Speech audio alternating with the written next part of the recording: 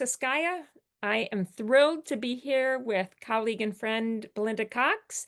And why don't you introduce yourself? Tell everyone where you're from and who you are. Yeah, hi Melissa. My name is Belinda. I'm here on the east coast of Australia, working mostly on the lands of the Yagara and Turrbal people. I facilitate men's behavior change programs, co-facilitate, and I've been doing that for around 7 years. Great. Well, I'm so excited you're here. What we want to get into right away is Belinda, you are a co-facilitator with males in a men's behavior change program. I want you to give a little bit about your perspective for other female co-facilitators. What do you want other female co-facilitators to know what you think about, kind of about your experience? Can you just say a little bit about your experience in your last 7+ years of doing this?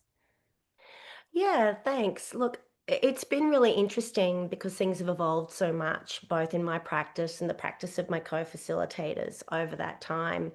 I think as a women female co-facilitator, what I would say about my experience is it's taken time to find some confidence around doing that, around really finding my voice, and being able to sit in the fact that what I have to say from my own perspective as a woman is really valid, and being affirming about that validity as well. Yeah. Yeah. And what would you say, Belinda, for newer female facilitators? What would you, if you think about yourself in the beginning a little bit, because you said that you've grown, right? Could you say a Mhm. little bit about how you've grown and then what you might want to say to newer female facilitators doing men's behavior change work in the domestic and family violence field? Yeah, I think one of the things that I noticed for myself, and also in doing some observations of, pairings where there's newer female facilitators, is reminding those facilitators and probably my past self that it is actually okay to build some rapport with the men in the group. Ah, That building some of that rapport means that what you have to say, what you're conveying, is a lot more relational. It gets picked up. They're less on their guard. Some of these men are quite on their guard around women. So it's actually okay to build some rapport without collusion, obviously, yeah. and being mindful of that. You have to be really careful of collusion, but building rapport is different from that. So building that rapport.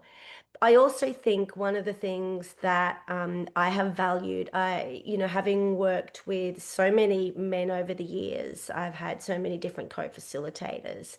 And that is where I've had those opportunities to have really good, like pre and post conversations with my co-facilitators about not just the work, but about my experience as a woman, out in the world, about what it's like, helping them to have that understanding and really seeing that be a bit reflected in work and in sessions. And I think the final thing I would say to new female facilitators in those, big major points is just remember that you are there for a really good reason. You are there because you have a different perspective. Whether or not you are younger and your male co-facilitator is older, that doesn't mean that they necessarily have more to offer in that space. You are there with a variety of different men of different ages, of different backgrounds, with partners from all different backgrounds. What you have to say and what you have to contribute is special and unique in that space. And you deserve to be able to put that out there. You have incredible value in that space. Yeah, well, thank you, Belinda, because I have to tell you, I was sitting here thinking about hearing that from you when I started. Now, I started, in 1999, so 26 years ago. It'll be in September. But I would have loved to hear something like that because this issue about what you're talking about related to confidence is a thing that at least I'm so glad that you mentioned. I've internalized it as a facilitator, and then also, I think part of what I ended up internalizing, wondering if you can relate to this too, is also this thing about not coming off too strong, but strong enough, and not being, too nice, and I mean nice in a way in which you're also not, holding people to account when they need to be held, Mm. to account. Can you relate to that at all in your experience? Absolutely. It's a real balancing act. And I think that when you're emerging as well, like trying to get that balancing act right can actually be very stressful. You're sitting in that space, you're trying to look composed and confident, yet not like aggressive.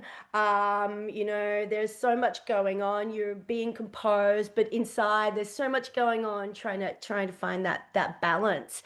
And I think for me, the thing that I've come into more and, really just reflecting on the fact that I'm still going to continue to learn and grow and change as a practitioner. I haven't arrived at the end of perfection or anything like that, but um, being able to find a way that you can, be an assertive woman in that space, but still have that warmth without it being too kind or being apologetic for the men's violence. And I think that's that fine line that is really important, but that sometimes actually comes more naturally than we think once we relax a little bit. It's that relational work.